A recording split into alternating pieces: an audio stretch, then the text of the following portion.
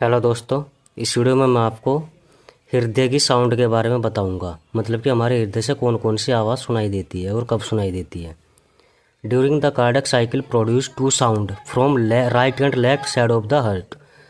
मतलब हृदय चक्र के दौरान हृदय के सीधी और बाई तरफ से दो ध्वनि उत्पन्न होती हैं। इसमें पहली ध्वनि जो है वो है लब, और दूसरी आवाज़ जो सुनाई देती है वो सुनाई देती है डब।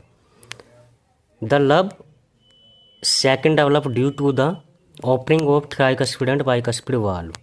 मतलब कि जो लब की आवाज़ हमें सुनाई देती है, पहली आवाज़ जो सुनाई देती है वो ट्राइकस्पिड और बाइकस्पिड वाल्व के ओपन होने से सुनाई देती है। This sound develop when ventricle systole. यह आवाज़ तब सुनाई देती है जब हमारे वेंट्रिकल जो होते हैं वो सिकुड़ते हैं। The dub sound produce when pulmonary and aortic valve open due to ventricle systole. मतलब जो हमें दूसरी आवाज़ सुनाई देती है डब की, वो हमारे पल्मोनरी और एरोटिक वाल्व के ओपन होने से सुनाई देती है। और ये वाल्व ओपन तब होते हैं जब हमारे वेंट्रिकल जो होते हैं वो सिकुड़ने के कारण और खुलते हैं।